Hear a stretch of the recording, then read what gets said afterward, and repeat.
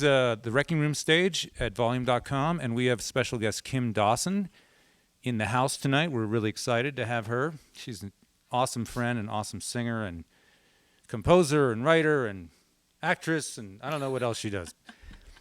And we're going to just start playing some tunes here. Kim, can you count us off on this one? Yeah. We're going to start off with one that isn't mine, but it is one that I love.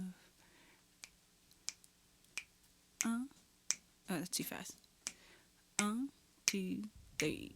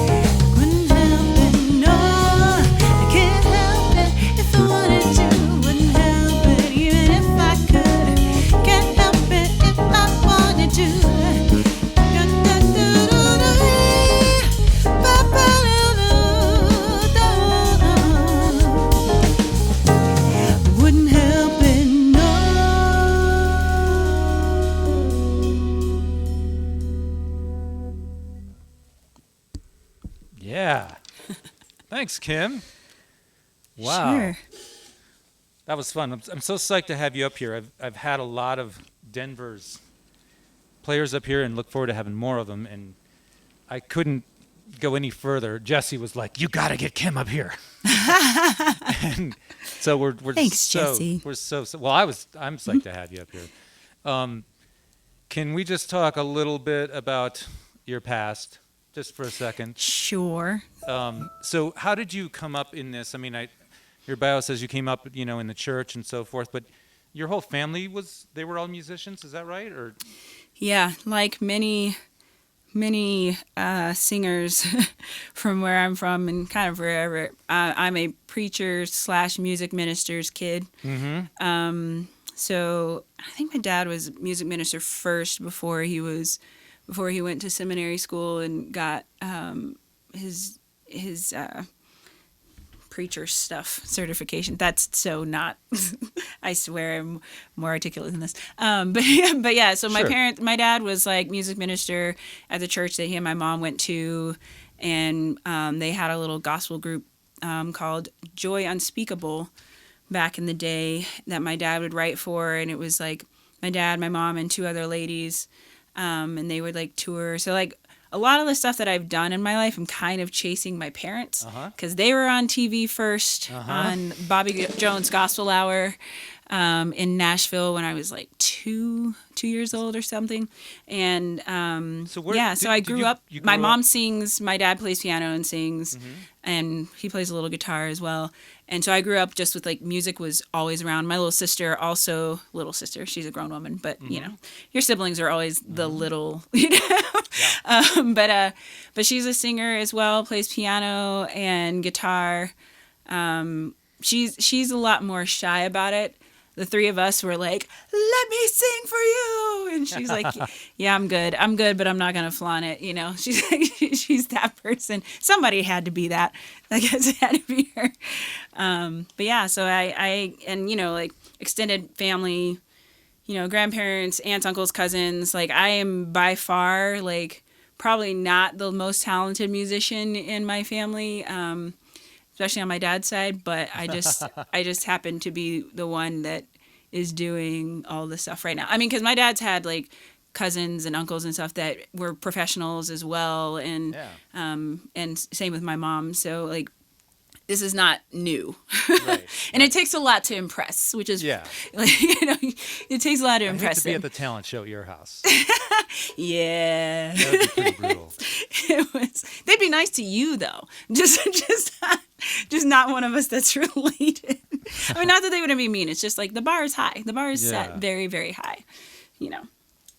Well, I want to play. Can we play this next song on the list? I Wish You Knew. How did you come about writing this one? Any stories behind it? A little bit. So I'd had some conversations with my sister specifically, but it made me think about all these people that kind of are maybe didn't find love yet in their life and are not seeing themselves as worthy of love. They don't think they're beautiful. They don't think they're good enough, whatever the thing is, smart enough. Yeah, totally. And so this is kind of speaking to those people. Awesome. All right, let's give it a shot here.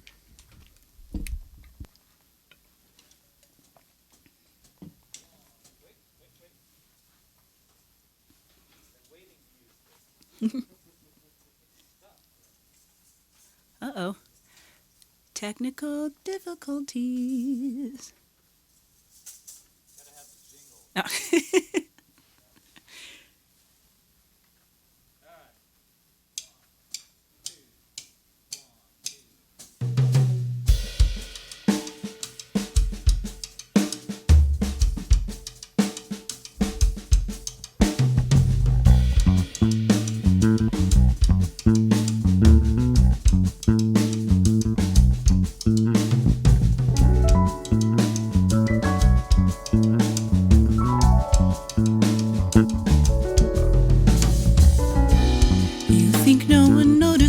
But I see you, head hung low like the world has passed you by. You think everyone else finds love and you're still waiting. Is happy ever after just a lie? I wish you knew you're so beautiful. Wish you knew love can take its time. I wish you knew you shine like no one else around. I wish you knew you're so divine. You think the reason is you're not good enough. You gotta change for some imaginary man. But love ain't like it is in the movies. You're worth so much more than frivolous romance. I wish you knew you're so beautiful. Wish you knew love can take its time. I wish you knew you shine like no one else around. I wish you knew you're so divine. Beautiful, beautiful, you have all you need. Beautiful, beautiful, anyone can see your soul. Beautiful, wish you knew love can take its time. I wish you knew you shine like no one else around. I wish you knew you're so divine.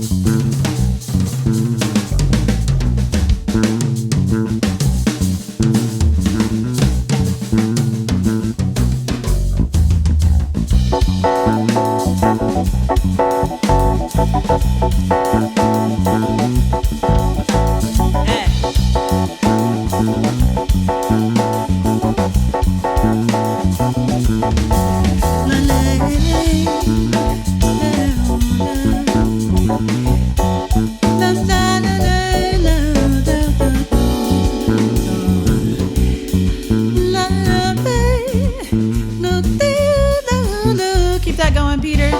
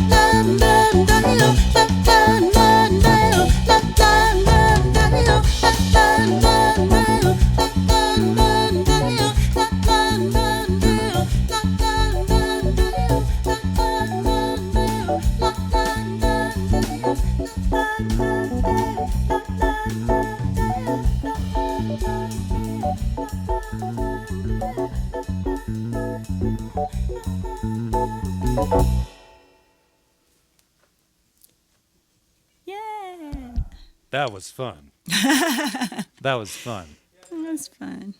So if you're just joining us, this is Kim Dawson and band. I'm sitting in tonight on volume.com at the Wrecking Room Studio. I wanted to mention, I love your drummer. Isn't it BK? Yeah, BK. Wow.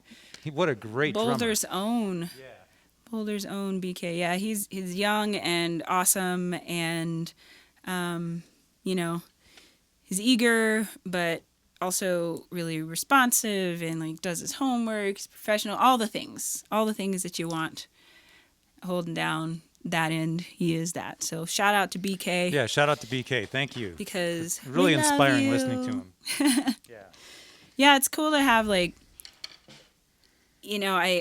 work with everybody from established legendary people to up and comers, and there's worth in all of it for different things. You need challenge. You need to be challenged by the young people coming up. You need to be challenged by the older people that know more than you. It's all the things, and so I'm fortunate to have had a chance to work with all of some amazing people from all walks of life. So can you tell us about your experience with Bernard Pudi?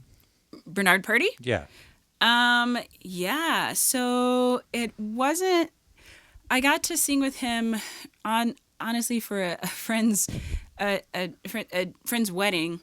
They put together a pretty amazing band, and Eddie Roberts, the guitarist from New Master Sounds, and Pete Shand, who also is the bassist in New Master Sounds. They're an amazing funk band based out in the UK, and Robert Walter on the organ, and then Bernard Purdy. Oh, Nick Gerlach was on saxophone. Nick Gerlach's always there. He's always there. but yeah, and then Bernard Purdy was on drums, and I remember when we were making the song list and everything, and I was like, you know what, I'm not, because I know Bernard Purdy the most from playing with Aretha, the Queen, Aretha Franklin, and I was like, I am not going to do any Aretha songs on this set. I'm just going to say it, because why would it, he's played with her, I'm not going to embarrass myself, and he picked 3, and I was like, oh my gosh, I'm going to die. But he was super supportive and kind, and actually, helped the band learn how to best support me on those songs. So it was kind of nice for his perspective. Also, he had amazing stories about her, but it was so nice to hear from his perspective, okay, when I'm playing for somebody that's singing stuff like this, here's what the drummer's role is. Here's what, here's how the band should be. Here's how we should best support her. Don't cover up. Don't, keep the tempo certain ways. Look for these things. It was really, really, really cool to get to experience going that. to school. Right. Legend. Right. There was so much that I was like, I feel like I should be videoing right now. Yeah. You know? I wish I was there. But yeah, and he was so sweet, and his wife was super sweet as well. So that was quite the honor. Wow. Well, we'll get back to some of that, but I guess we should play some more music, huh? Oh goodness. Should we? Yes. We actually have a set list, don't we? We do. Right. Let's see. Yeah, let's do another one of my originals. So I think, during this lockdown downtime, a lot of people did a bunch of writing. Mm-hmm. I was one of those people. And this song's kind of, about, it was, written in the beginning of that time. You can tell you'll be able to tell from the lyrics what part of lockdown this was about. Cool. So this is Sunny Days. And we're going to start with, well, I think Paul McDaniel, that's my dude right there on the bass, and he's going to. I love Pete McD. Right? You guys have been playing together forever, right? Yeah, we're going to talk about him later. We're going to give him. I remember the first stream we ever did. I'm like, okay, let's talk about Paul McDaniel, and he's like, yeah, let's talk about Paul McDaniel. It was the best. It was the best thing ever. Give the bass player some love. All right, let's see Paul McDaniel here. All right.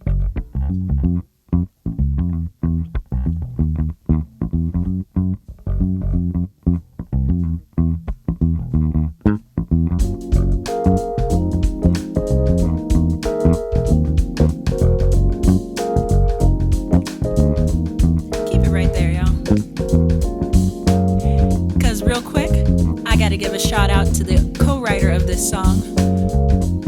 His name is Mr. Brant Williams. He's a great guitarist, great writer, great human. Just want to shout out Brant. Here we go. Used to be we could meet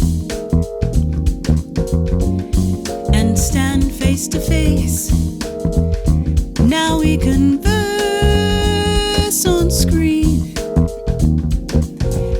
safely staying in a place. Clouds of misinformation, darkness and apprehension. Fear reigns every nation. We're all just sitting here thinking of sunny days, sunny days, thinking of sunny days, sunny days.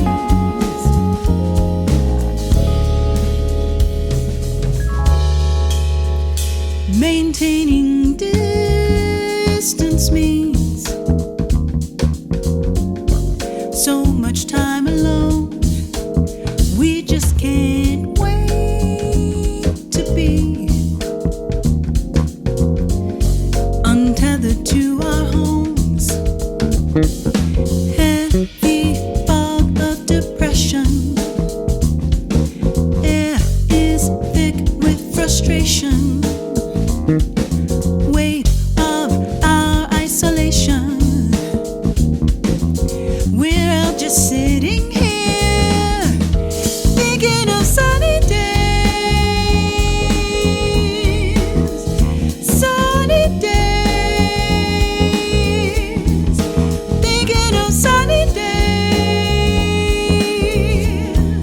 sunny days.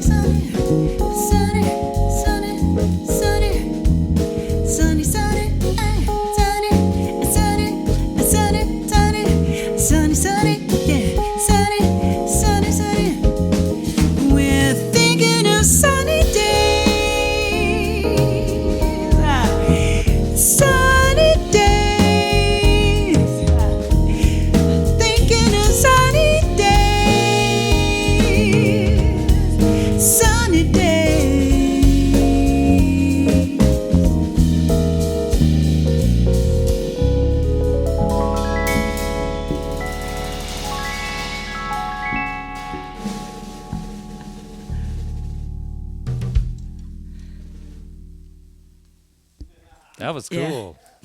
I mean, yeah. Always be clear with your cues, kids. Exactly. So not That was my bad. not only is Kim a great singer, all the different things you do, but let's talk about your vocal coaching and your teaching for a sec. Yeah. Because you do quite a bit of that, and you just told us you have a new thing starting next week. Yes, so I'm going to be co-teaching a vocal jazz workshop with the Colorado Conservatory for the Jazz Arts for teenage girls and girl-identifying humans. And it'll be next week, the 27th through 29th. So if you know any teen girls in the Denver area. Or if you want to fly them in. Or, quickly. It starts on Tuesday. All right, So, be here on Tuesday. but yeah, I teach part-time at CU Denver. And was for a long time teaching at this great school called Swallow Hill Music. I'm just independent now. It was one of those that was able to get a lot of help during COVID, but like a lot of these schools had to kind of like stop operations because they couldn't function like they could before. But they're back up and running. So, and they have like all kinds of lessons and stuff. I just happen to teach voice and piano, but yeah, it's something that I love. And I think my youngest student is like 6 and my oldest is like 72. So I kind of run the gamut of all of the experience levels. Wow. Which is, it can be a lot. At the end of teaching days, I'm usually pretty mentally spent. But it's great and it's really fulfilling, and I love helping foster people's joy of music and helping them learn what they want to, Singing is a hard thing, and having somebody that can like hold your hand and be like, we got this, we got to fix a few things, but we're in this together. And if I can be that person for you, I will try. Yeah, and I've experienced this firsthand. You helped my wife Jessie hit the big note. And helped her with parts on this song that's coming out here really soon, and that was really great. And it was a little while ago, but thanks so much. No, that's great. And we got a lot out of that. It's even with people who have been doing it for a long time, because Jesse's been doing this for a long time, but it's good to have that other brain that can just be like, oh, I hear what needs to happen, boop, and then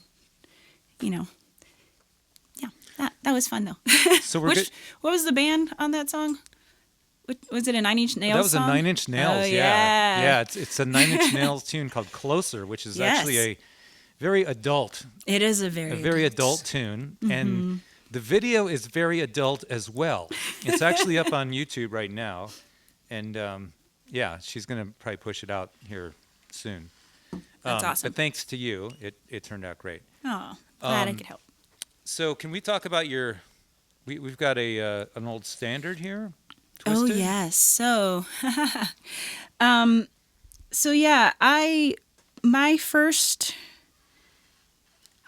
was a violinist first and foremost, even though I grew up singing and stuff. Really? I never told you this? No. We've known each other this long and I've never said those words. Okay. Yeah. The first instrument I ever studied was the violin. I was a Suzuki Oh, you were? Okay. kid.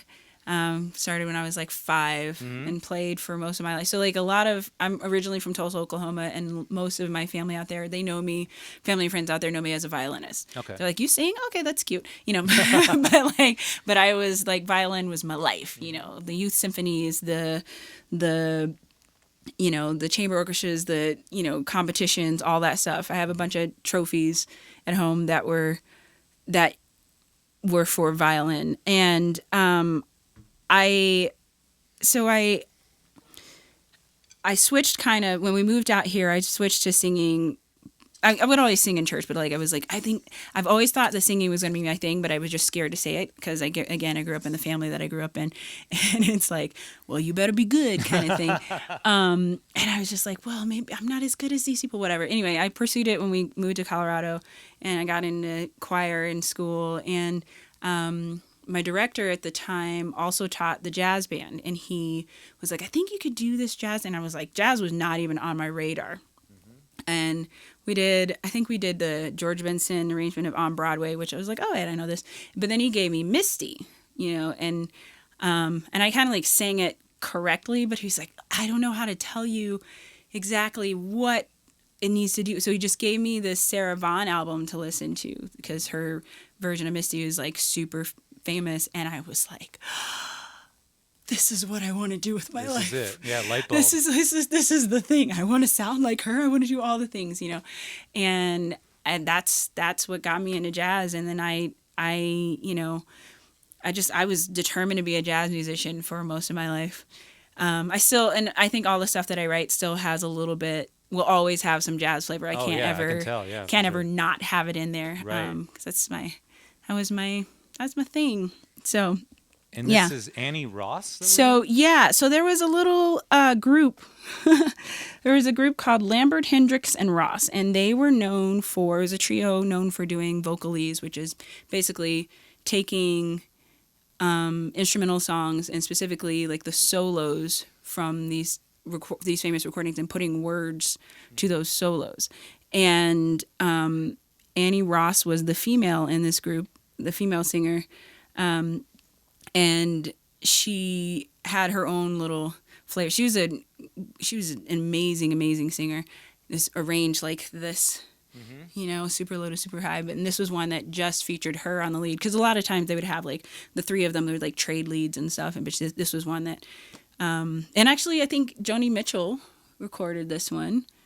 Joni's another, big jazz head. But yeah, this song is called Twisted.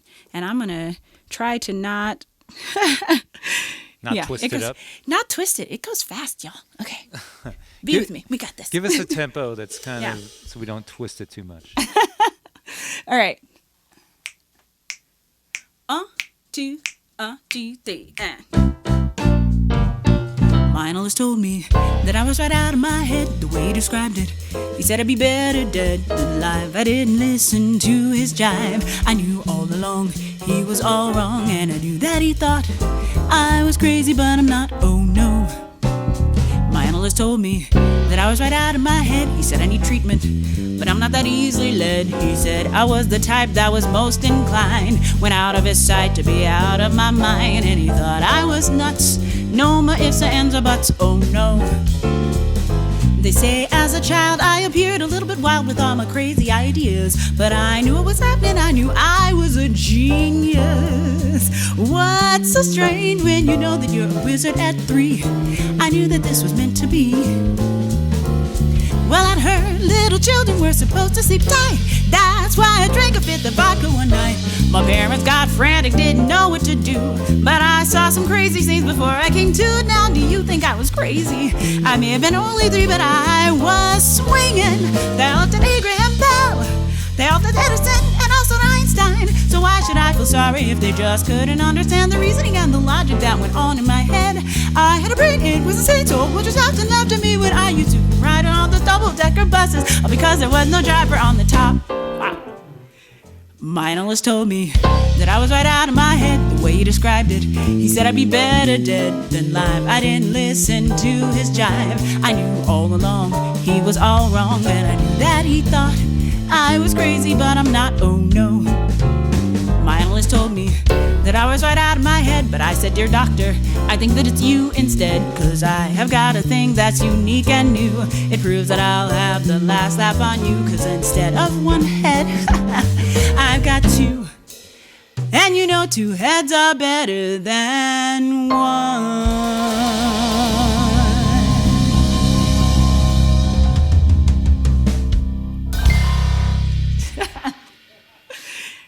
Oh, that was pretty twisted. Safe. Couple flubs in there, but we're good. Yeah. And y'all, you know what? I have to give props to all of you guys, because I think besides Peter, maybe, like, none of you regularly play jazz, and then I just gave you like a burning blues swing. I thought you were going to say, besides Peter, none of you fucked that up too much. Oh, no. No, you messed up. It's okay, though. No, it's just, I was going to, because it's not easy to kind of like just be thrown into, different styles are kind of different languages. And so, totally. Like knowing all the languages. But Brian, you played at University of North Texas some jazz back then, right? Do you do much anymore? I do a little bit, but it's mostly like vocal, like backing up Jesse, with brushes kind of thing. I'm not like doing the heavy trad thing, and that's I haven't found my work in that spot. So this is really refreshing. It's like, oh, okay, now I got to do all this. This is great. Yeah, so it's good. So it's not really my normal bag, and it's great to be able to do it when I can, for sure. Well, you did it well. I did it well. I just want to appreciate you guys for like learning the jazz stuff, because like I said, it's like, I mean, and you got to dust off those cobwebs sometimes. I feel like exactly. I feel like there are certain genres that kind of require a lot of you as a musician, and that is one that does. I mean, obviously vocally on that tune, but it just as a musician, jazz requires a lot of you, and it's one of the reasons I love it. It's one of the reasons it's real hard. It's one of the reasons people stay away from it. But I owe a lot to my jazz instructors through the years, and I still love singing that straight ahead traditional stuff. Yeah, it's great. It's great to hear you do that. Thank you. So you and I met at a church. Yes. We were both I was filling in on a church gig, and I did that a few times with you, and then kind of ran into you later on, and blah blah blah, and then we played together. Now we've played together much more. Yeah, lots of because times. the Kyle Hollingsworth band, who if you guys were watching Volume, a couple Tuesdays ago, we were at the Dillon Amphitheater, and you were just blowing the doors off of Misty Mountain. Was it Misty Mountain Hop we did? It was Misty Mountain Hop. And then you did all the background vocals and stuff and all that stuff. I think we did a Grateful Dead or Jerry Garcia band too. We did. They love each other, and that was a total blast. And yeah. And I've always really appreciated your performance ability. Like you go out there and you demand from the audience. Did you study theater or anything like that, or? I didn't study theater. I've definitely done a few shows in my lifetime. And yeah, I learned stuff from there, but that's also that's a different art form too. I feel like I did learn from that, but a lot of it's just doing it. There's a lot of things that in this live music thing that just, they don't come from you like being in a class and learning blocking or anything like that. It literally, you just have to do it, and you have to learn how to read a crowd, and you have to learn how to like move with the crowd. And I think a lot of that just came from doing it, and people like putting me out there, and also other people being like, yeah, you don't have to stand in one place, and like you can do these things. But and then a lot of that comes with age. Some people have it like really young, like you've seen like Sammy Davis Jr. has always was always able to, but yeah, I think a lot of it, and then some of it came from the show I was on. I roll my eyes just because it was like, it was so long ago, and I feel weird mentioning it, but I was on this show called The Sing Off on NBC. Oh yeah. And there's a lot. It's so different, just like moving with a group versus like moving by yourself, but then like being aware of like cameras and all this stuff. And it was a whole new way of performing that I think kind of opened my eyes to more ways that I can move on stage that hadn't been open to me before. So I took a lot away from that too. I will say that. And where was that? Was that in LA or? Yeah. It was in LA. So we were. And you guys were like the second place or something like that, or third. Well, you still made the podium. I mean, come on. Yeah. We were third, and which meant, and so our season was the only season of that show that was like a full show season. Like the other seasons were like, hey, there's a holiday special that we're gonna do, or summer special, whatever. This was one that was. I mean, we lived there for like 2.5 months. Oh gosh, maybe a little longer than that. And it's a whole, that's a whole other side of the entertainment industry. Yeah. But yeah, I learned a lot on that time. So yeah. Last thing before we play this next song. This last weekend, you were at Red Rocks, playing with the string cheese incident. Yes. And I saw a picture online, and I was just loving it because you were in black leather pants, and as you were talking about moving, you were out in front of the monitors.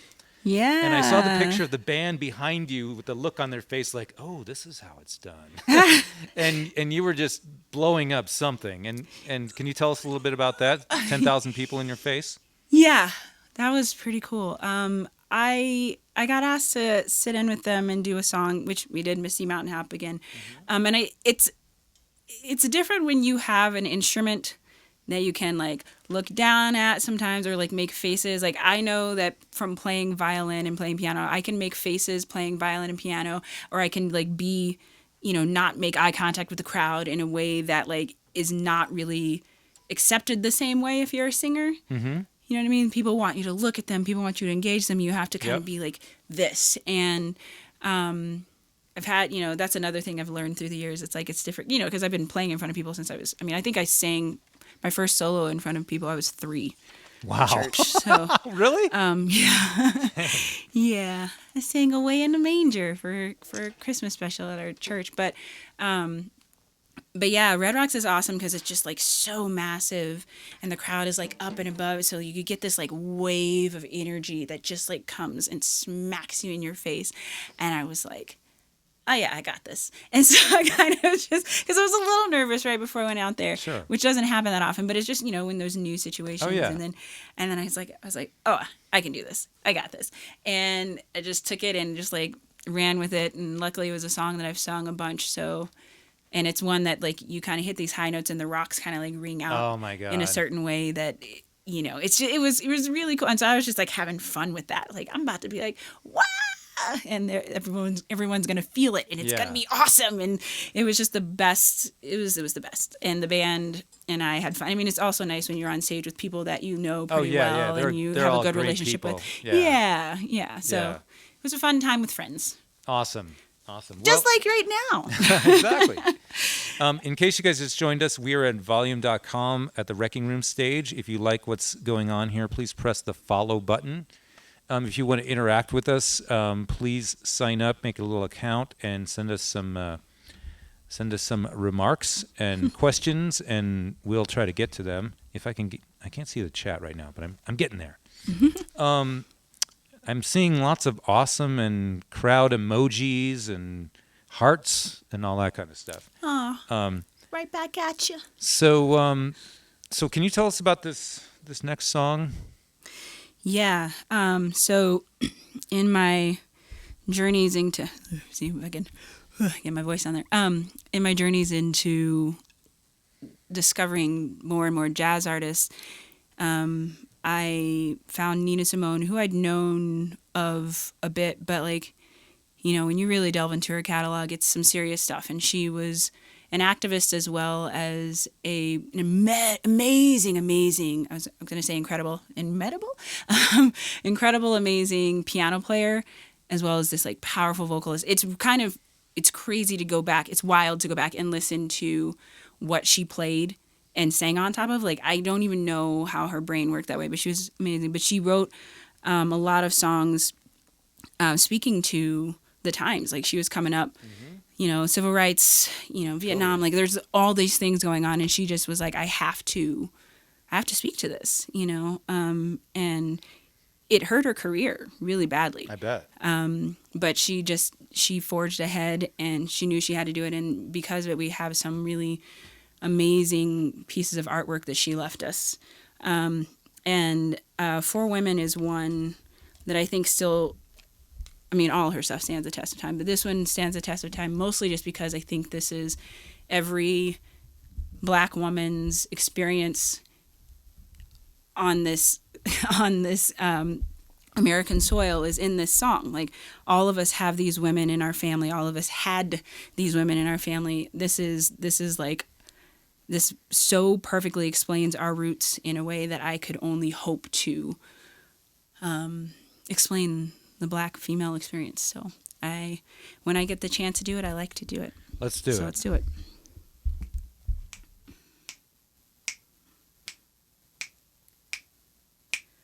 One, 2, 3.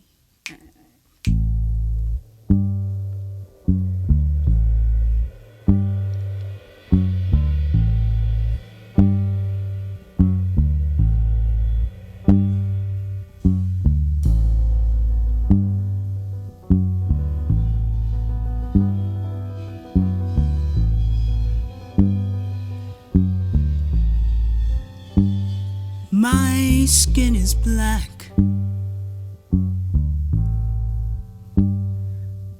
My arms are long.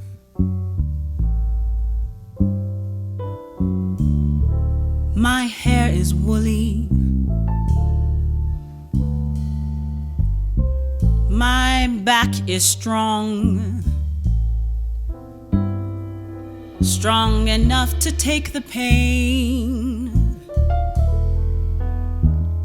inflicted again and again.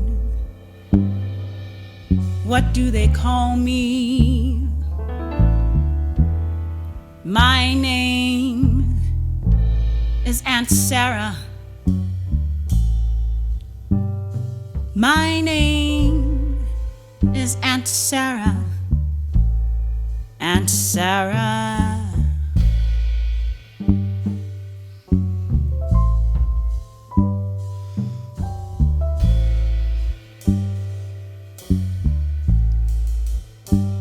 My skin is yellow. My hair is long.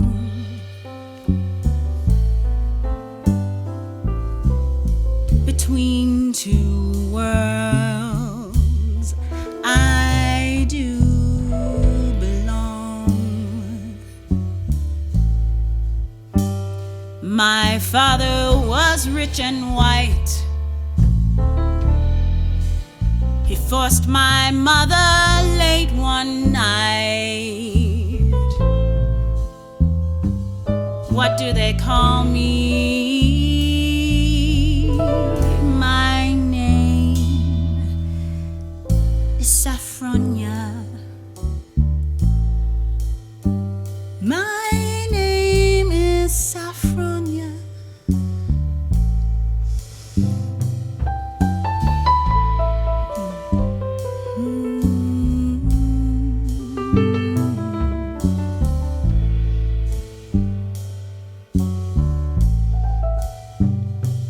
My skin is tan. My hair is fine. My hips invite you. My mouth like wine. Whose little girl am I? Anyone who has money to buy. What do they call me? My name is Sweet Thing. My name is Sweet Thing, Sweet Thing.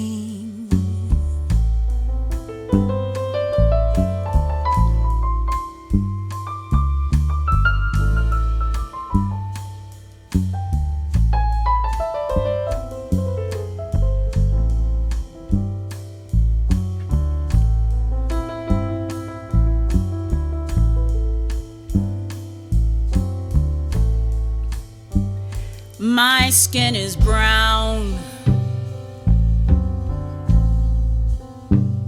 My manner is rough.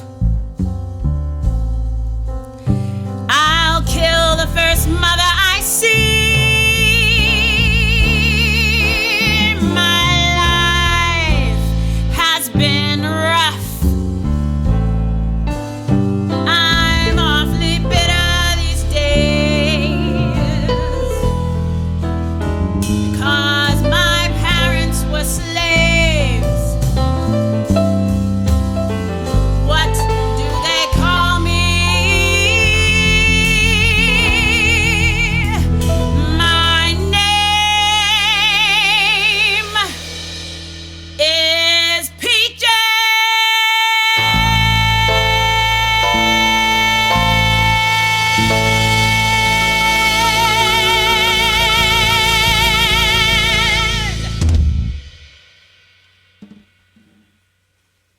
Goosebumps. Whoa. Holy crap. Yeah, Kim. I tried really hard to step very far away from the mic. That was awesome. Wow. Woo. I gotta cool off here. That was so great. Wow. Same. It's, there are certain songs that, like I was saying, jazz requires a lot of you. There are also certain songs from every genre that require a lot of you. And this is one emotionally. Yeah. I mean, there's times that, like, I can't help but cry. There's times that, I just got to let it flow. I'm just so grateful to Nina Simone for gifting that to us. Yeah, totally. Hey, we have a question here from the audience. Yes. Chris Reed Brown is asking, he wants to know how you pick your songs in your sets. He loves the choices. Well, number one, thank you. Yeah, it really just depends on the show. You're going to pick more intimate kind of, I definitely do more ballads if it's going to be a small intimate show than I do if I'm at Red Rocks with 10,000 people, Right. I feel like the more people, you tend to do the high energy things. I sit there and I think about like what I want people to know about me a lot of times in whatever setting it is. Mm-hmm. And this is one that I knew that I'd be talking a bit so I could explain the songs. I had more time to explain songs. I had more time to explain the process and stuff.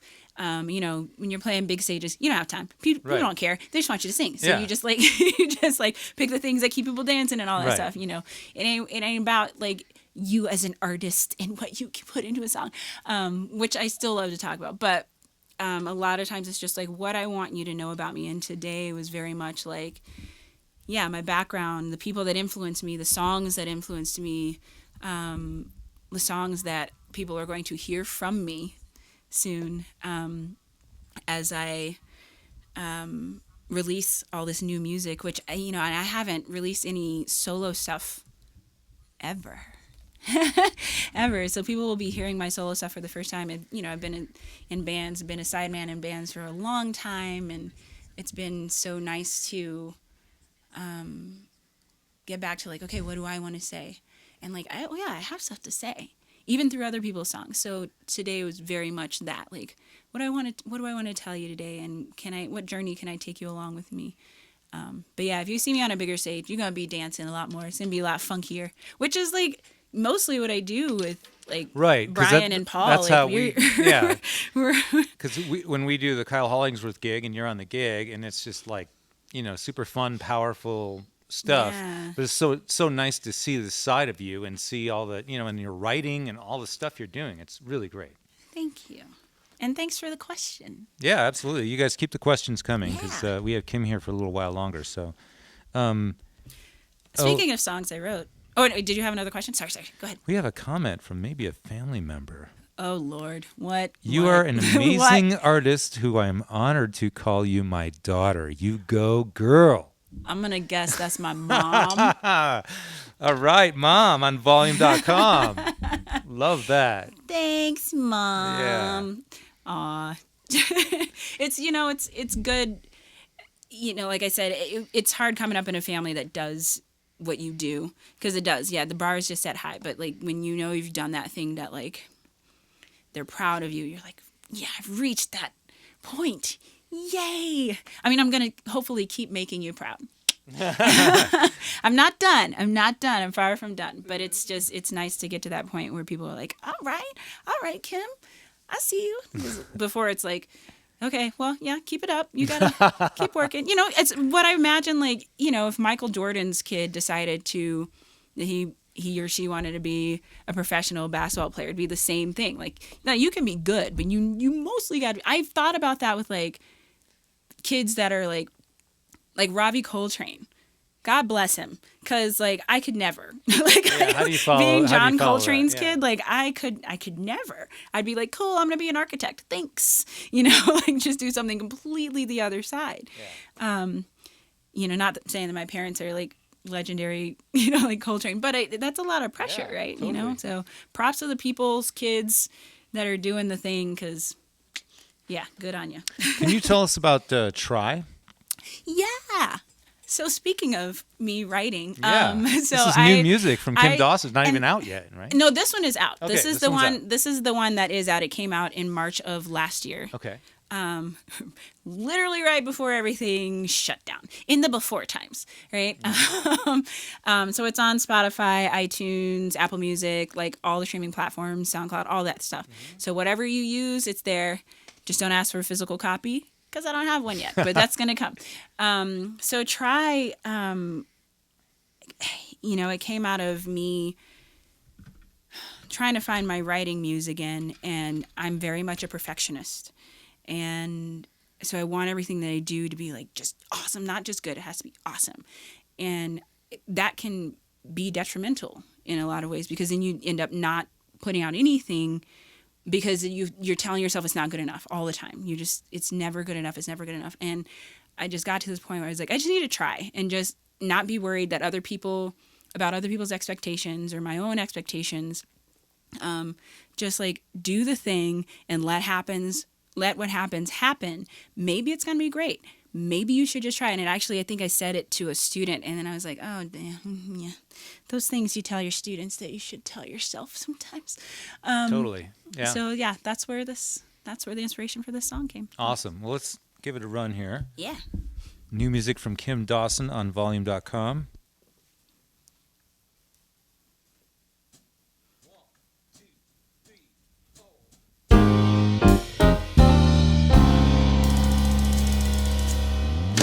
Admit it, it's time. You've let the fear take the wheel, going down the road of lame excuses. It's such a crime that you've forgotten how to fight. You faked an injury when they're just bruises. How does it feel to hate your own reflection? How does it feel to wallow every day? How does it feel to walk with no reflection? How long you gonna take before you try? Ignore the questions in your mind. Don't let another moment pass you by. You'll never know if you don't try. So just try. It's easy to say the time isn't right to take a leap. There's so much to do. Your lack of faith, that's what's holding you back. Keeps you in the desert of frustration.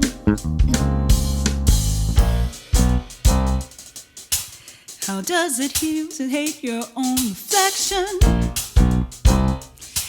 How does it feel to wallow every day? How does it feel to walk with no direction? How long you gonna take before you try? Ignore the questions in your mind. Don't let another moment pass you by. You'll never know if you don't try. So just try. I know you're scared, having nightmares of leaving others in despair. You think they care, so you don't dare. You think you'll only be compared. But darling, what you hold within can bring you joy you've never known. So start the show, come on, let's go. The world is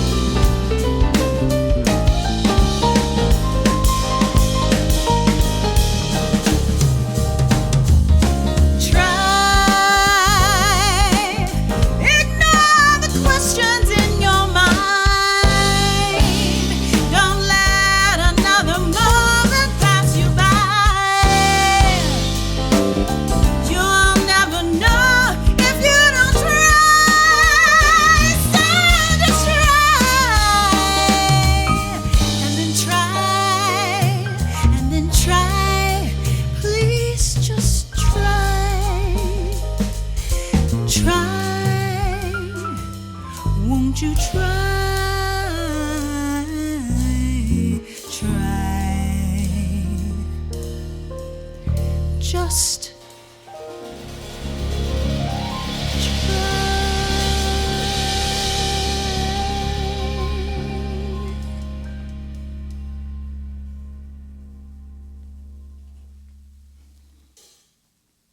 Wow. I got Wow. had a moment in there. You know, sometimes like even when you're writing songs for and you're talking to yourself, it's like, dang, feeling that one today, you know. I'm sure that it's the same way if you like.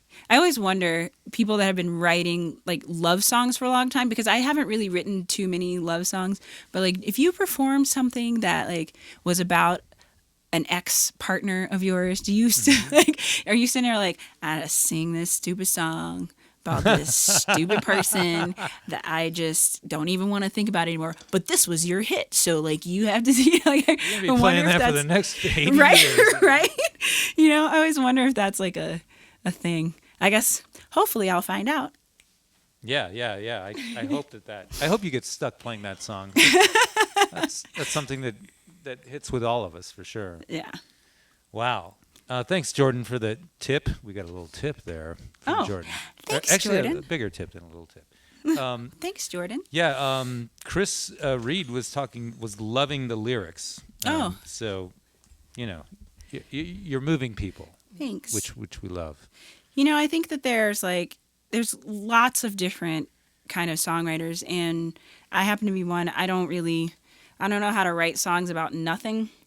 You know what I mean? Like I've never written like a "Let's Party." Those are fun and they're really fun to sing, but I don't know how to write those songs. So, and it's just like, you know, comedic songs, like what like Al Yankovic does. Like I could never, like, I can't. It's hard to be funny and also be musical. Like those people are amazing too. Or children's songs. Like everybody has their little lanes. So I guess I speak to you. So, I just remembered a time Paul and I got back from, I don't know where we played, but somewhere, and we were in the airport, and then I ran into you, and you had just gotten back from a festival in Japan. Can you tell us about that?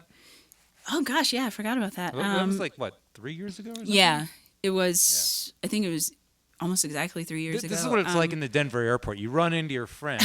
Absolutely. Because many of our friends are in bands that are flying off and doing festivals every weekend. Yeah. And then you see them at some restaurant or some bar at the airport, and you're like, wait, where did you come back from? You're like, oh, I just got back from Japan. Like, what? Yeah, that actually happened to us last year. My husband's band and I played in the Congo, and right after we got off the plane, and this was like 20 hours of flying, we got off the plane and we saw our friend DJ who plays in Carl Denson University. He was like on the other side of the moving walkways, and he was like, Mike, Kim, when did you get back from the Congo? We're like, literally just now. So but it was, so when I saw you, I was probably dazed the same way, because I think I had like 2 Sundays. You know, you're traveling in time when you go that far. Yeah. But this band that I was a part of for a little while called Matador Soul Sounds. That's what we were listening to at the top of the broadcast. Yes. Yeah. And there's several singles and an album out that we released. But we had gotten the opportunity to play this big festival in Japan called Fuji Rock. Oh, yeah. And I now understand why all my musician friends are like, oh, you got to go to Japan. It's the best. And I'm like, yeah, I get it. They're awesome. And I love that they're just like in for whatever. It was like raining at the beginning of our set. And I was like, oh no, people are going to leave. They just pulled out their galoshes and their ponchos and we're like, we're here. We got you. And I was like, that was awesome. You know, and they were singing along, and it was just a really amazing. And that festival is great because there's everybody. I mean, I think Sia headlined that year. Oh, wow. Leon Bridges, or Gary Clark Jr. was there. And like Janelle Monáe, and then also this like, I can't remember the name of this is gonna drive me crazy. It's a band from the UK and they all wear kilts and they play bagpipes. Like everybody, there was like one guitar player but like 20 bagpipes on stage. Oh, wow. And they just do like bagpipe covers of these songs. Like there's everything at that festival. Like electronic music. How many stages were there? There were, I want to say 6. There might have been more. It's a massive festival spread out kind of like at the ski resort. So that was another cool thing. I was like, oh, I know what this is like, but it's like humid here. But yeah, if anybody ever has a chance to visit or play, but go visit too, because it's just, it was the best. and people are really cool, and yeah, all that stuff. One more question from the audience, and then we'll jump into this. We have a question. What was Kim's songwriting process and or inspiration for her upcoming album? And they said that they love Try. Just play. Thanks. My process, yeah. It could be long. Right? Yeah, no, I think it's different. I guess I think of it like, I don't think that I set out to write an album. I know that some people do. And in this instance, I did not. It just kind of was just writing. Mm-hmm. And I think I just had a bunch of stuff, lyrics from years ago that never went anywhere, like snippets of song ideas, that kind of thing. And it kind of cohesively became what it was, like, oh yeah, these songs are going to be on an album. But yeah, I think I just was needing to write down. It started from like journal entries, just writing down my thoughts about what was going on, because I especially last year, there was so much going on internally for me, at least. And I know for a lot of people, for us musicians, it's like our livelihood got taken away, and for me, it felt like part of my identity got taken away. Yeah, we were like, what am I? What do I do in life? Exactly. Yeah. And so then you're just like left with like, even talking about that, some of my songs talk about that a little bit, like, okay, well, what's there, Mm-hmm. and what do I care about? Mm-hmm. And so I wrote just from those standpoints, and it's very honest, it's very real. Mm-hmm. Maybe the next one will be a party album, next album's because party album. I poured my guts out on this one, and maybe the next one will be party. But yeah, it was mostly just journal entries and just starting things with like, not even, some of the songs I didn't start, well, some of them I started with lyrics, and some of them were like a beat or a chord progression. Mm-hmm. I usually start with a chord progression, because I play piano. Yeah. So not like Peter, but I play a bit. You'd have to talk to him about how well I play, but like I always write everything on piano, and so sometimes it's like I'll sing a little melody on the top of these chord progressions, or sometimes I'll have like a hook that I come up with, and then I'm like, I fit everything together. I like to write things that players like to play, that singers like to sing, and that people like to listen to, which is just super simple, right? That's like we love it. Everybody does that, but I think if you do something that's honest, then people connect with it. Well, let's move into our next tune, which is "Save Your Love for Me." Right? Is that right? Yeah, we can do this one. Can we do it? If you want to. Let's do this one. And this isn't your tune. This is not. This is a jazz standard that Nancy Wilson, the great Nancy Wilson, did. Not from heart. No. Not that Nancy Wilson. Who's also great in a different way. Yes, exactly. Completely awesome in her own realm. But this was a beautiful ballad that Nancy Wilson did. Oh my gosh, I'm trying to remember the year. Peter, do you know the year? Oh, you're supposed to be there for me, man. If anyone knows the year of "Save Your Love," can you put it on the chat, please? "Save Your Love for Me." It's not "Save Your Love for Me." It's not the Whitney Houston. And I'm saving all my love for you. Yeah, but yeah, this one is very. I know that was a great. Maybe we should do that one next time. Not today. Yeah. Not today. Whitney's a whole. That's a chapter. That's a book. Yeah. Yes, we love and miss her. All right, so let's do "Save Your Love for Me." 1, 2, 1, 2, got it.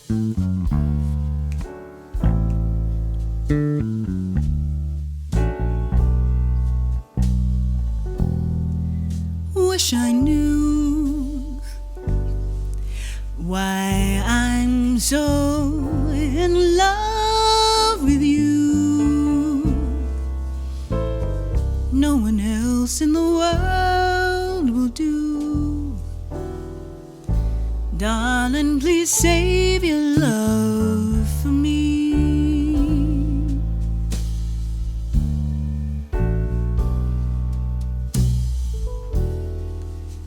Run away.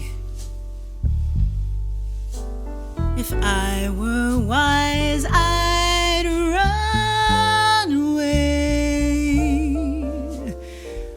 But like like a fool in love, I stay and pray you'll save your love for me.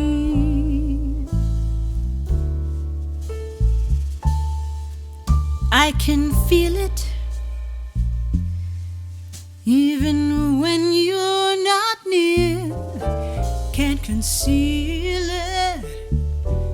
I really love you, my dear, and though I know no good can come from loving you, I can't do a thing. I'm so in love with you, darling, help me please. Have mercy on a fool like me. I know I'm lost, but still I plead. Darling, please save your love for me.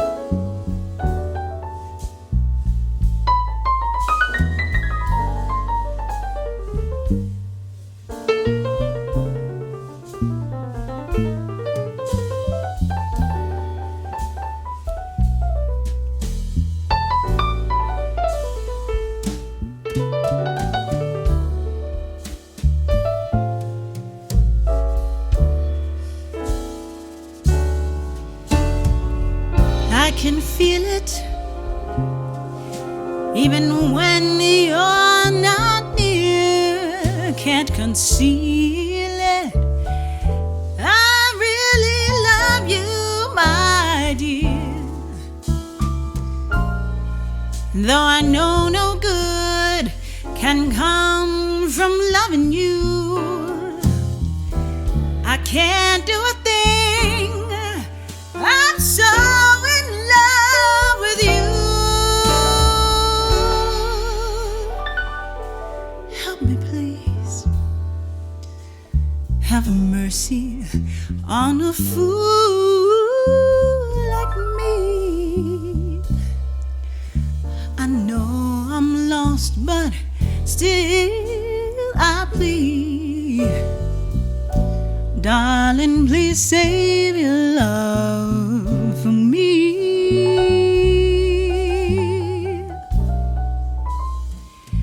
You may have fun with the crowd, but for crying out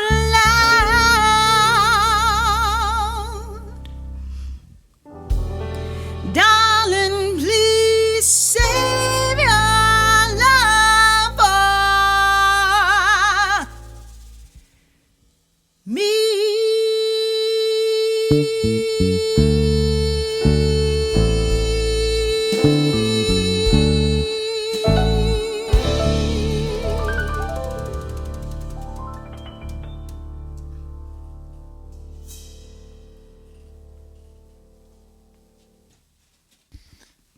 Wow, that was fun.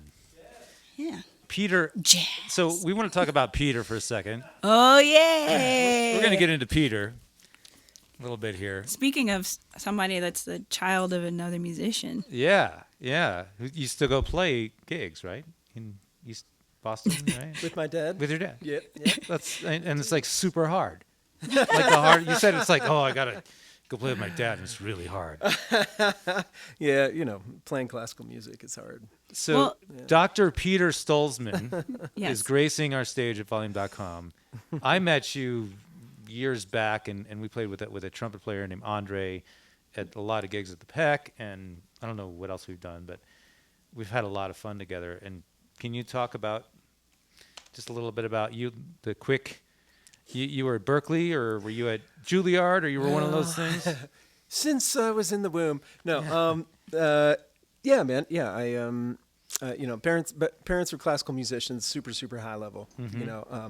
And Wait, wasn't your dad like the most famous clarinetist in the world for a while there? something like that. Yeah. So like My- they were okay. My mom had his CDs. See? What's your dad's That's name? True. Richard Stolzman. Okay, He's- everybody look up Richard Stolzman online in the chat, and look him up on YouTube, with Sesame Street, and you'll see me No way. with my 10-year-old bowl cut. Sitting No on the- way, you were on sitting Sesame on Street? the Oh steps, my God. like tapping on my knee. Yeah. I have to look this He's up. got a great skit, a classic skit with Oscar and was it Telly, the The one maroon one with the is it? no, I'm typing it in. Is it Richard STOLZMAN? LTZ. Okay. Yeah. Anyway, it's fun. So yeah, man, it was a unique way to grow up, and I resonate with a lot of what you said, Kim. For sure. So, and that that really special thing of getting to that point where your parents are like legit proud of you, not kind of like, it's cool. There's a good moment. I remember my senior recital at Berkeley. Like I thought I was pretty good. I did a whole bunch of stuff and played, odd meters and Coltrane tunes and my original pop stuff and. And my Lee Burke was there, and my dad played a thing with me, and afterwards, we were driving home. He said, "Yeah, man, there were some good moments." Ouch! That's Ouch! that's harsh. Well, it's something I've said many times since, actually. Yep. And I'm like, oh, I sound just like my dad. There's some good moments, and but as I've progressed in my professional career, I know exactly what he means, right? It's like, and that's all you get, Yeah. like, there's a lot of like doing it right, or there's a few mistakes, and there's some stuff that could have been better, and then there's like those few good moments, and sometimes that's almost, I think a lot of the time actually, that's what matters. Yeah. So we have those few good moments, Mm-hmm. rather than like, we played everything correctly. Right. Well, okay, cool. Yeah, there's always- I could have put on a record. Right. You know. There's always surprises, and we go on different journeys, and then sometimes mistakes are great, and if you do them twice, they're not mistakes. So Maybe. And sometimes it's about that recovery, like learning that not everything is going to be perfect all the time, and sometimes not because of anything that you do, but something happens, and then like you figure out how to like get yourself out of that pickle that was there. And if you're not able to, I think that's one thing that, like, being a child of people that do this, it's like, oh, I've learned that like everything's not always perfect, but how do you handle all the situations, whatever the situation is. So like my monitor went out, like or for you on a keyboard, like maybe your keyboard just like dies. This is gonna be a real long drum solo while I plug things in. yeah, we definitely have that happen for sure. Yeah, I mean, I definitely went to a gig at a local Denver. Well, the venue doesn't exist anymore, but we it was Alan Evans Trio. Mm-hmm. Who's an amazing drummer from Yeah. the band Soul Live, but he had his own solo project, and like the electricity went off. So of course he's the drummer, so he's just playing and then just like waiting for them to like Exactly. reboot the generator, and he's like, "This is how drum solos were created," and I never will forget that because they just like, and then when it came back on, everybody like hopped back in like nothing happened, and I was like, that was pretty rock star. Like it just, I was actually playing a gig in Atlanta with Volume.com's own Ben Holst, and it was this really janky PA, or sorry, it wasn't Atlanta, it was Athens, and it was just this weird gig, and it was like he threw together this janky PA. It was on this, I don't know, he put it on this little thing on the side of the stage, and we're playing along, and we're going along, and then the whole PA just falls over and just crashes, and it's like drum solo, blah blah blah, lots of extra junk for God knows how long, and then they get the PA up and working, and then finally we're back. So I totally identify with that. You've situation. done that too. See, Yeah. that's all of your. I guess we've probably all got some stories, but I really am going to, after this is done, Peter, I am going to go look up on YouTube. and Jessie see found the little- clip. Yeah, she's already watching it. Jessie, can you post the clip in the chat so people can see Peter on But also, Sesame Street? You I got to wait just- until after our show. We're almost done, but I want to know, know. like, how that was. Like, what was it cool as a kid to like go on Sesame Street? I mean, I know you've was done Big lots Bird of like? things. Oh, dude.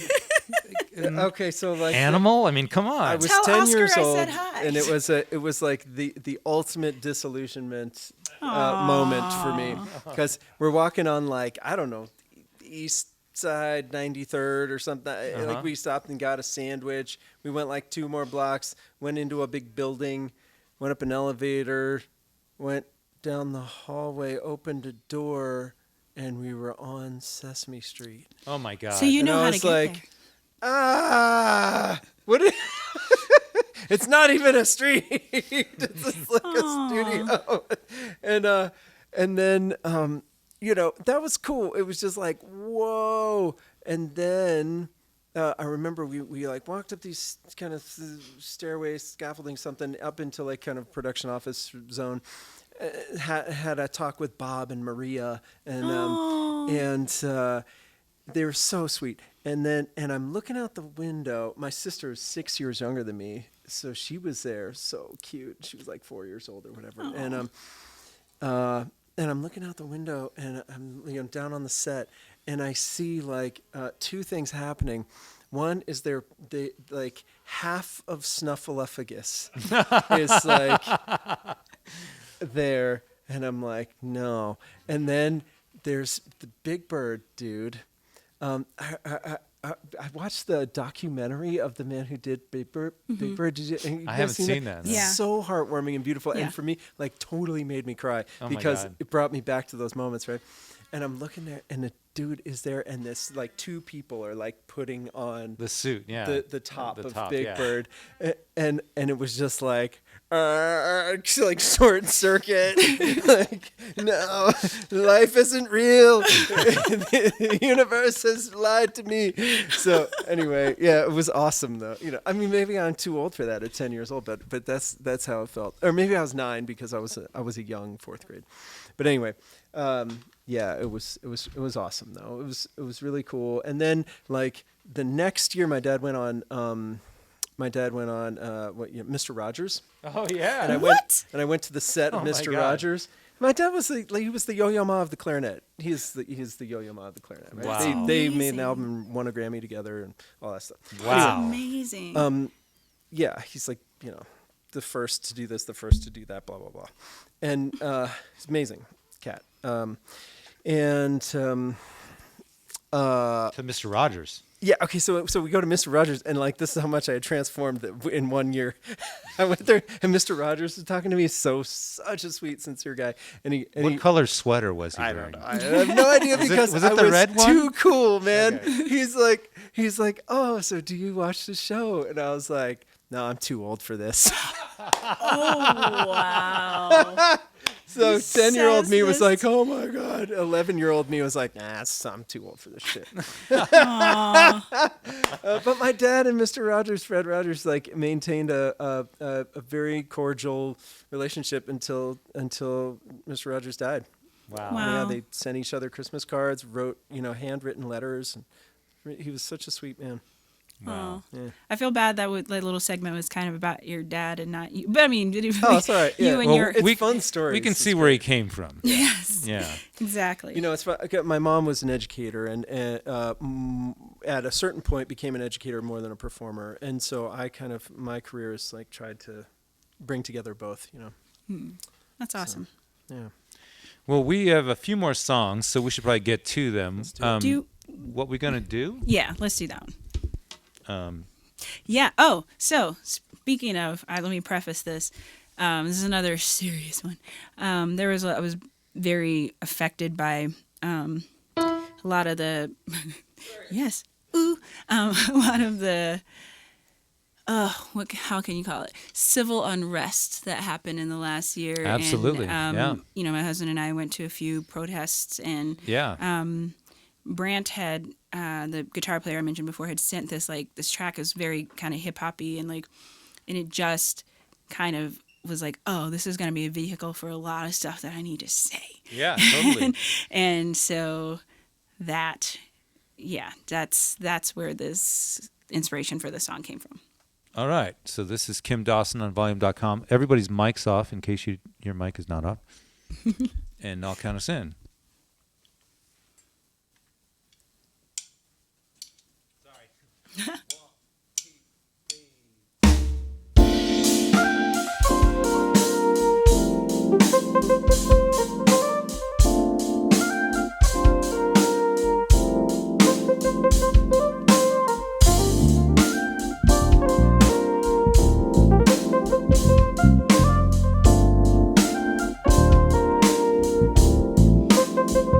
It's like a dream. Dark forces raised to block the changing tide. Voices of division telling you to pick a side. And you thought the battle had been won. Your disbelief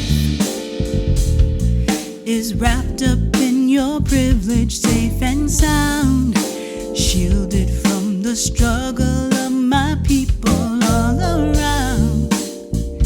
But now you see there's so much work to do. So I'm asking you, what we gon' do?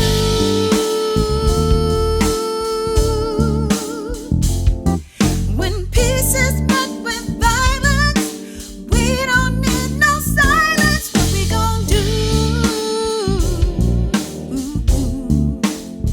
You're seeing history in color. Tell me now, what we gonna? You wanna see faces buried in a book about changing times, deaf to the call for justice due for taking lives. Never mind, progress takes time, right? What we need are plans for putting boots on the ground, not waiting for the man to finally come around and check that box. There's so much on the line. Are you with me, people? What we gon' do?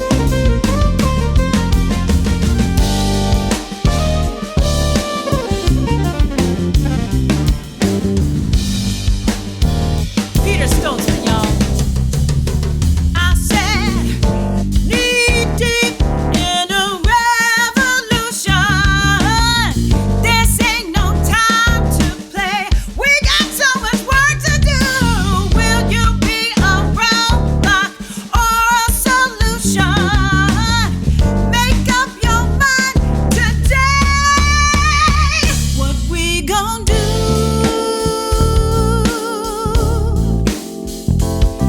When peace is met with violence, we don't need your silence. What we gonna do? You're seeing history in color. Tell me now, what we gonna do?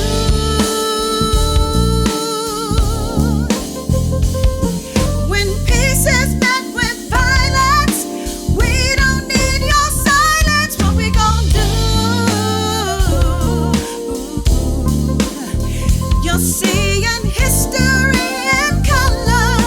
Tell me now, what we gonna? Wow, that song's so powerful, man. Wow. Thanks.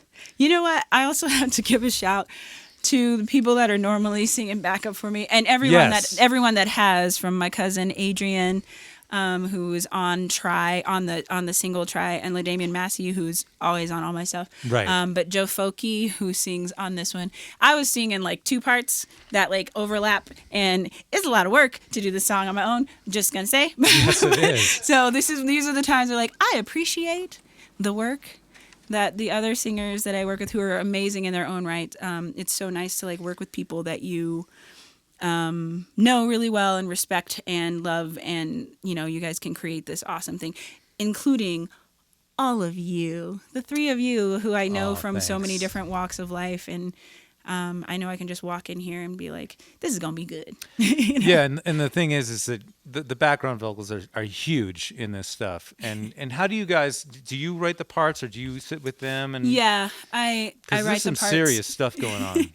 Yeah, I write the parts. It's been good to have the experience of like singing in and directing and being part of like so many different kinds of ensembles, from like gospel choirs to like vocal jazz ensembles with band, or vocal jazz ensembles that are a cappella, to like background singer stuff. So I kind of just take everything that I have learned and create the parts that I need for, and also I'm a kid born in the 80s who grew up with a lot of like 90s R&B that had amazing vocals. Yes. Right. So I put a little of that flavor in, and it's so nice to work with other people that also have that too, because like all my friends are like I can just say, hey, this is gonna be like Anita Baker-ish. They're like, cool. Or I'm like, this is gonna be like that Brandy song that goes like, yeah, okay, cool. Like we all like kind of get the vibe. But yeah, I try to write parts that the voice is an instrument as well, so I write parts that use the voice as the instrument that it is, but also sometimes it fits in with like what Peter's doing, it'll harmonize with what the keys are doing, or what the bass is doing, or whatever. Paul, you were going to say something a second ago. We need to talk about Paul, but Well, not Paul's here necessarily. like every week. But Yeah, that's true. I seem to be a house bass player at this point. But I was just going to point out and send a huge shout out to Brian, our host tonight. thank you. Yes. He's wearing so many hats you would not He believe is. it, and on top of it, just killing it on drums. The first time Thank you. we barely ran through this stuff before we're playing it, and he just sounds great. So Thanks. huge shout out to Got to Brian. do the homework. That's part of the thing. You got to That's do the the homework, deal. Yep. Especially You're when you're professional. live. It's like, well, you better do the homework, or Yeah. you're asking me hanging out. And, Yes, but thank you for being professional and for doing this and for asking me. This is just awesome. We're so I'm excited happy. to have you. I mean, this is huge for my little channel here. But everybody, Volume loves you. You met some of the people at the Dylan show that we Yeah. got to play with Kyle Hollingsworth, and Yeah, everyone's been so great. yeah. It's been- So, well, we only have a couple more songs, and we're kind of running out of time. So we should, I guess, keep going. We have "Key to My Heart," right? Yeah, this is just it's a cute, fun, flirty little, I don't know. All right. I don't have too much to say about it besides that it's cute. All right. Well, let's do it. It's cute.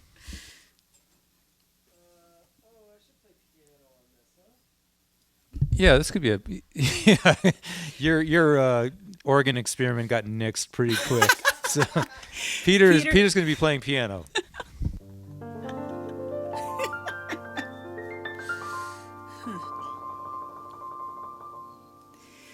Whatever it is,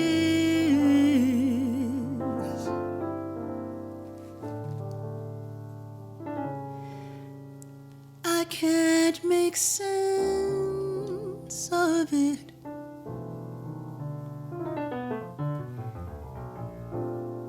Got my mind all dizzy over you.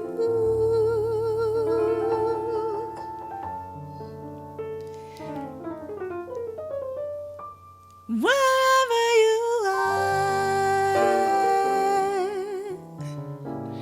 I wanna get with it.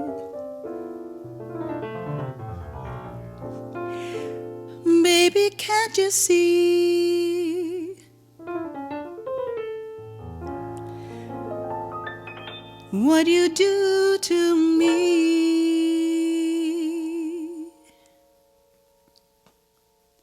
Whatever it is, I can't make sense of it. Got me in a tizzy over you. Wherever you are, I wanna get with it. Baby, can't you see what you do to me? You got the key to my heart. Don't let it turn to rust now. You got my dreams. Put me in a fuss now. You got the key to my heart.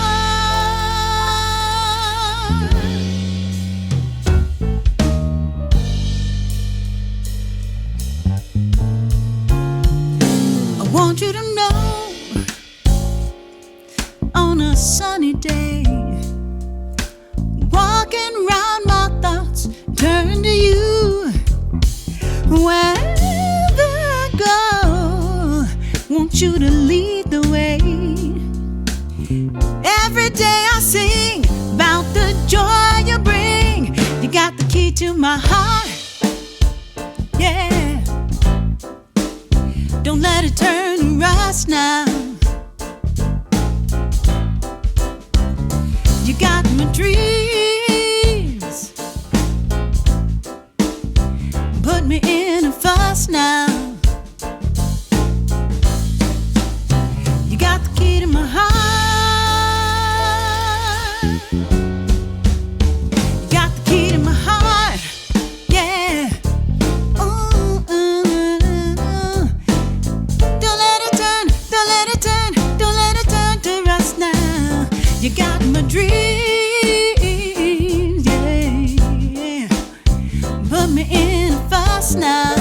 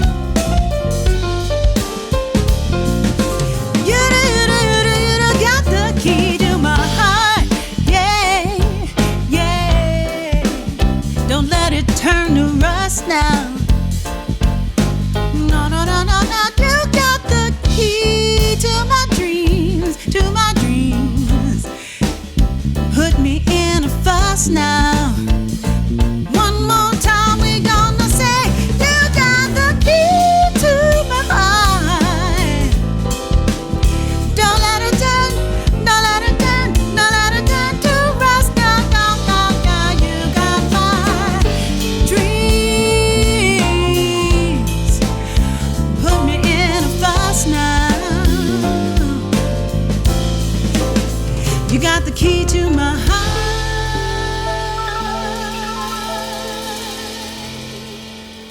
Ooh. Yeah. Aw, super fun. That was fun. Man, this has been great having you here and all you guys. Thanks so much. And thanks to volume.com for helping us out. And just a quick note on volume.com, any of you guys that are watching, feel free to sign up and make it a little account, and then you can tip us if you like. But also you can comment and ask questions and all kinds of stuff. So thanks for watching. Quick note, if you like what's going on here, please hit the follow button. This is Wrecking Room Stage on Friday this week at, what time is it? 3 p.m. Mountain Time. That would be 4 p.m. Central Time, 5 p.m. East Coast Time.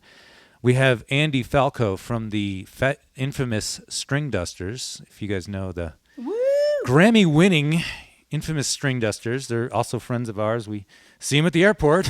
I think I saw them at the last Exactly. airport last Every time I time you go to the airport, you see those guys. And he's going to be stopping by to promote. He's got a new album out that's really great, so I'm looking forward to that. And Kim, can we talk about how do people follow Kim Dawson and see what's going on? Instagram. Mm-hmm. At K Dawson Music. K Dawson Music, okay. And then same thing for Twitter. And I'm on Facebook just under Kimberly Dawson or Kim Dawson, either one. There's a personal page, there's a fan page, but Instagram's probably the best. That's the one I keep up with the most. Mm-hmm. I know all my young students are like, oh my gosh, Miss Dawson, nobody uses Instagram anymore. Like I'm old, so I'm looking. We'll see. I might join TikTok. We'll see. That's the kids are doing the TikToks. They're all going to come to volume.com. We're trying to get the kids. Oh here yes, too, yeah. So kids, go to volume.com. That's right, man. But yeah, you can follow me on at K Dawson Music on Insta. And I have a website, www.kimdawsonmusic.com. Awesome. Are you noticing the trend? Yeah, there's a lot of Kim Dawson going around with here. music. Can you tell us like what's coming up for you? You said you were super busy coming up. You only have one day off in like the next. What's going on? Yeah, so I have the workshop, and I'm going to be actually singing at the Bluebird in Denver with a friend of mine, Kelly Finnegan and the Atonements, who is an amazing guy on Coal Mine Records, based out of the Bay Area. We'll be singing backup for him at the Bluebird, and then also at Telluride Jazz Fest. Oh, Telluride, all right. Yeah, so that's coming up. And when is that, Telluride? August 14th. August 14th, we'll okay. Mm-hmm. I think we're playing the night of the 13th as well. And who is that with? Kelly Finnegan and the Atonements. Okay. And then after that, I'm doing a Benefit for Conscious Alliance, which is an amazing organization. Absolutely. Yeah. With a whole bunch of really boss musicians who all happen to be female. Oh, yeah. They're bosses first. They are bosses first. I'm sure. And they have a benefit. Oh my gosh, go to Conscious Alliance and you'll see it's like dinner, music, awesome things, and the proceeds go to a very good cause. So check out Conscious Alliance. And then I'm singing with my husband's band in Iowa for Exile Brewfest. Like got all the things. That's a lot of different types of music too. So my head's going to be like yours is, playing for all these things. Exactly. This week is crazy for me. So just happy to get through tonight, and then tomorrow's tomorrow. Yeah, exactly. Well, great. Well, thank you guys, everybody. Paul McDaniel on the bass. Love Paul. Yay! Thanks to Dr. Peter Stolzman. It's great to see you again. It's been a long time. What last time we played was like 2 years ago with this COVID stuff going on? I mean, it's been a while, so it's been really great. And Brian McRae. Thank you. And Randy Hansen doing sound, and my wife, Jessie Garland, doing cameras. Thank you so much. She's going to have a stream coming up here next month.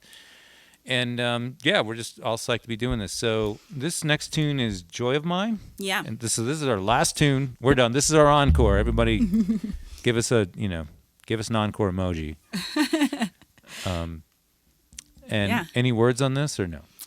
Don't let anybody steal your joy. All right. I like that. Let me find a click here, and maybe we'll start this thing here.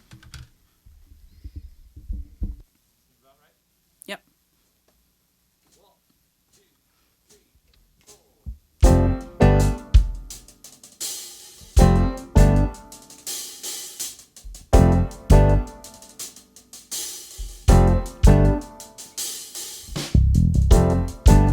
spent so many nights awake thinking about what they'd say. Will they laugh at what I put my heart into? If I speak my mind, will they take issue? What version of me will make them feel okay? But I can't let them get the best of me. No, I can't let no one define me. Some people wanna tell you who I should be, but they can't choose what's meant for me. Can nobody else decide my destiny? Some people gonna try to take my peace of mind, but I ain't gonna give it any of my time. Can't nobody take away this joy of mine. Wasted so much time trying to fit 'em all. Couldn't see the possibilities. Doesn't matter if I'm natural or straight, or what you think about my weight.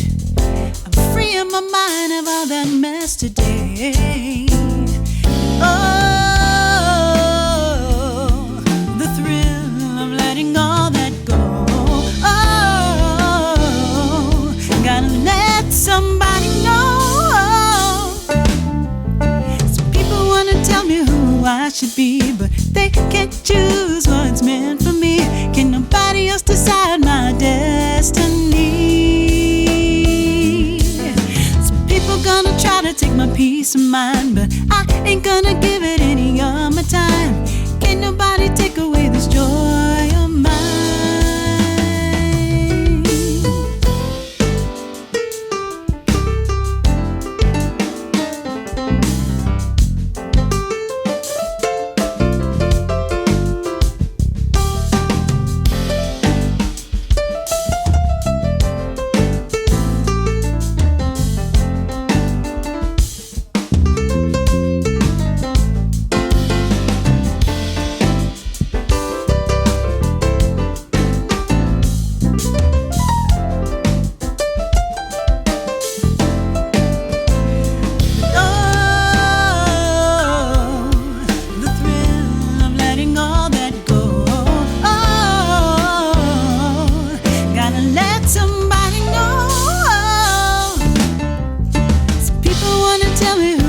Should be, but they can't choose what's meant for me.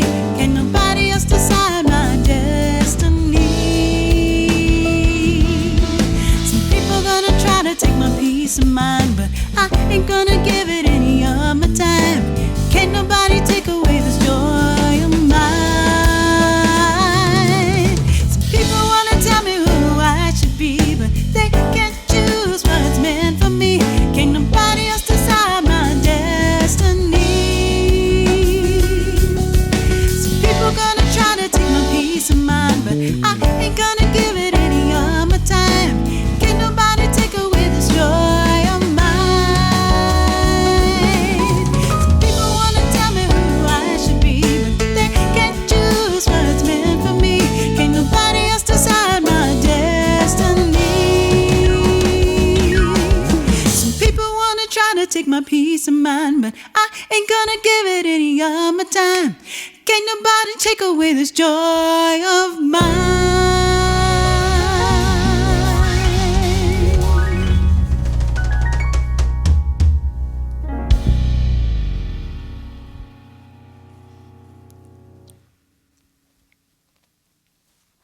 Awesome. Thanks so much for coming, you guys. Thank you for having us. Thank you for having me. Thank you for watching. All the things. Kim Dawson, Peter Stolzman, Paul McDaniel. I'm gonna send you guys to another stage if I can figure it out here. Thanks for watching, and again, Wrecking Room stage. Press the follow button, and you'll know when we're doing stuff next. That's coming up this Friday with Andy Falco from the infamous String Dusters. We'll see you next time.